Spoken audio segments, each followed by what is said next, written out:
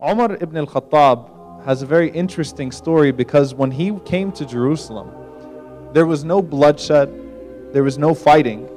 In fact, Jerusalem was in such turmoil that the leaders welcomed his coming and welcomed becoming part of the Islamic Empire, and this is something that's well documented. But they told, because it was tradition that the Khalifa would stay in Medina, the stronghold, he should not leave his city. They told Abu Ubaidah Jarrah, they said that we will not give the keys to the city except for your leader. We will only give it to him. So he's got to come and he's got to take the keys himself. And so basically what we find is that Heraclius organized a welcoming ceremony for Umar ibn al-Khattab to be handed the keys of Jerusalem. He invited the Patriarch of Rome as well as the Bishop of Jerusalem. In fact, leaders from the Jewish community were there, ambassadors from all over the world were there, and he spread out for Umar ibn al-Khattab a red carpet that spanned over 2 kilometers long. So it was a long red carpet. You can imagine. When he just starts making his way there, he's going to already be stepping on a red carpet to show him a good welcome, and to, because they heard of his justice, and to truly give him royal treatment. And also beforehand, they also invited for the 2 leading Muslim generals, Abu Ubaidah al-Jarrah and Amr ibn al-As radiyallahu ta'ala anhu, to be in attendance when Umar ibn al-Khattab comes. So back then you didn't have first class, seating or anything like that, but I'm sure they sent them some first class horses or first class camels. They took care of them. They furnished their stay in Jerusalem. They even provided them garments. So there was a special type of garment that you needed to wear at this historic ceremony of handing the keys of Jerusalem over to Umar ibn al-Khattab. Now Umar ibn al-Khattab, if you read about him, and by the way, he's the 52nd most influential man in world history according to Michael Hartman. That's the book of the 100 most influential people in the world. A man of justice, a man for whom you have actually a statement in the United Nations Charter. There's actually a statement in the UN Charter from Umar ibn al-Khattab, how can you enslave a man who was born free? That he was the first one to say that. So he's a man whose justice is well known, who history has been kind to. And Umar ibn al-Khattab was a person of much simplicity. Big, huge man, okay? Gigantic in the true sense of the word. The description of him is that if he sat on a horse, his feet would touch the ground. It's a huge individual, huge human being. Very intimidating look because of how big he was. And he set such a tone of justice during his rule. I'm talking about in the rule in Medina. So Umar ibn al-Khattab, he asked the people in Medina, he said, should I go there to take the key, or is this some kind of setup or some kind of plot? Am I going to be killed? Is this a wise decision? It's never wise for the leader to leave his base. They said, you know what? For this case, it's okay. He went out there. He took with him 1 servant, and they had 1 camel. And he made a deal with the servant beforehand. He said, on the way there, I'll ride for half of the time, and you pull me, and then you ride for half the time, and I'll pull you. So they took turns, 50-50. And then Umar ibn al-Khattab, as they were approaching Jerusalem, the servant was on the camel, and he was the one pulling the camel. Not only that, but right before they got to Jerusalem, he fell into a mud puddle, so his clothes got covered in mud too. And he's pulling the servant, and he's covered in mud, and he has 17 patches in his cloth.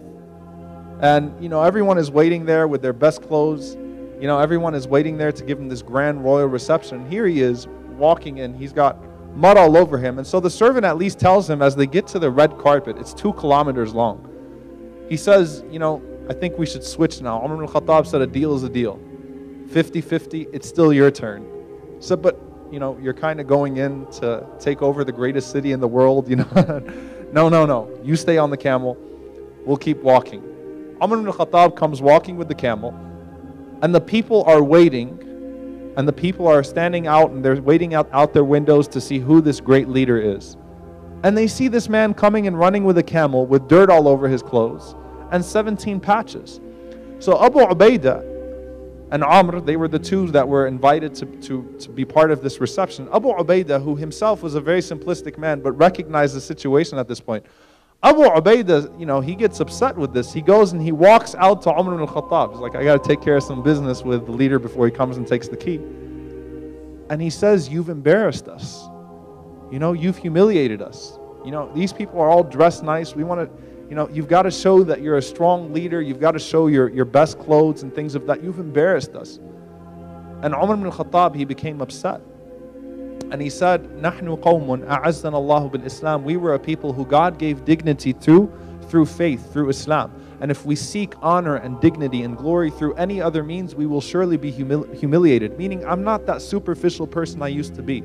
Umar was known before he became Muslim to be an extremely well-dressed, wealthy man. He was one of the few literates, few people that could read in his time.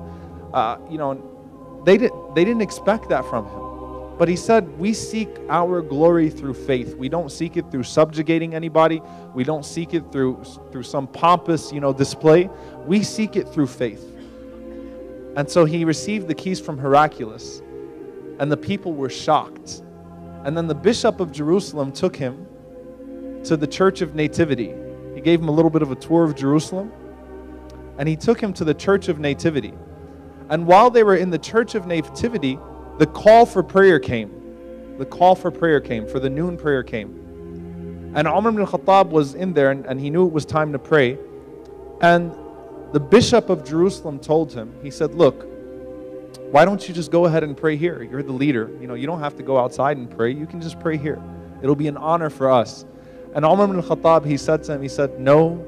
He said, because I'm afraid that Muslims will come generations later and claim this is a masjid, this is a mosque, because this is where I prayed. So he walked out of the church, he walked down the steps, and he prayed right there.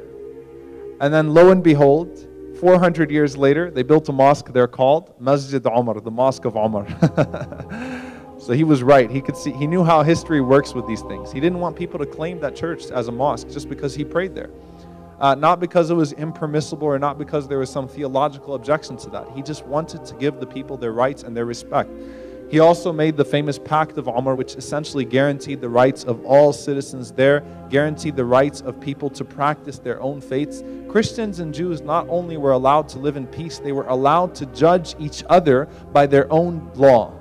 So they were not subject to Islamic law. They were allowed to keep things according to their law, out of sensitivity and out of justice towards them. So it wasn't like, again, the Bible was thrown away or the Torah was thrown away. In fact, if a situation came to Umar in regards to a public act of lewdness or disobedience from a Christian or a Jew, he would consult the rabbis or the priests, and he would ask them if this was something that was allowed in their faith or not. So it was complete justice, complete honor.